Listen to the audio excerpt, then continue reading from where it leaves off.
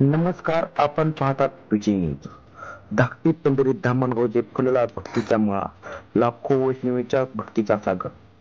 धाकटी पंढरी समजल्या जाणाऱ्या श्री क्षेत्र धामणगाव तालुका बार्शी येथे आषाढी एकादशी निमित्त संत मानकोजी बोधले महाराज यांचे संजीवनी समाधीचे लाखो भक्तगणांनी दर्शन घेतले.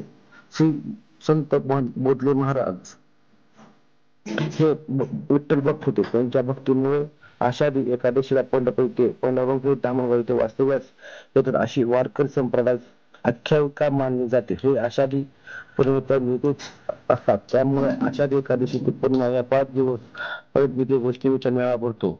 आषाढी एकादशी धामणगाव तालुका बार्शी येथे श्री संत बोधले महाराज मंदिर व परिसरात लाखो वारकऱ्यांच्या वैष्णवांच्या भक्तीचा सागर लोटलेला दिसत आहे. पंढरीची वाट गेली धामणगाव, ऐशी सेवा केली बोधल्यांनी, ही भावना भक्तगणाच्या मनात असल्याने धामणगाव श्री क्षेत्रात वारकरी संप्रदायात महत्वाचे स्थान आहे. या आषाढीच्या निमित्ताने पंचक्रोशीतील 25 गावातील पायी दिंडीसह वारकरी वैष्णव भक्त लाखोंच्या संख्येने जमले होते. मंदिर हे हिंदू मुस्लिम ऐक्याचे प्रतीक असल्याने वारकरी दत्तपंतांनी एक वैशिष्ट्यपूर्ण क्षेत्र म्हणून ख्याती आहे. आषाढी एकादशी दिवशी निमित्त मंदिरात अभिषेक, पूजा, पूर्व परंपरा कार्यक्रम होऊन धार्मिक विधीचे कार्यक्रम उत्साहात पार पडले. बोधलेवाड्यातून पालखी परिक्रमा नियोजन मानकोजी व विठ्ठल नैवेद्य निधी झाला. आषाढी निमित्त सर्व गावोगावीच्या पायी दिंड्या आल्या होत्या.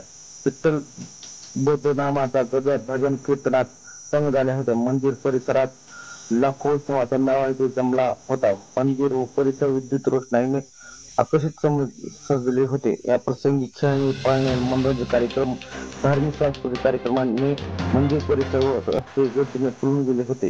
यावेळी आरोग्य तपासणी, रक्तदान शिबिर, महाप्रसाद आयोजन करण्यात आले होते. येथील उत्सव आषाढी पौर्णिमेपर्यंत चालणार आहे. पौर्णिमेच्या पहाटे नाथपंथी देवगी, दुपारी कुस्त्याचा फड, सायंकाळी दहीहंडी चाल्यासह सोहळ्याने यात्रेची सांगता होणार असल्याचे वंशपीठाधीश विवेकानंद बोधले महाराजांनी सांगितले. वैराग पोलिसांनी पेशेच्या वतीने यात्रा काळात गर्दीच्या ठिकठिकाणी पोलीस बंदोबस्त लावण्यात आले होते. तर राज्य परिवहन महामंडळ बार्शी, कोटवाडी, सोलापूर या आगाराच्या जादा एसटी बस सेवा वयाचे धामणगाव असा दिवस सुरू होता.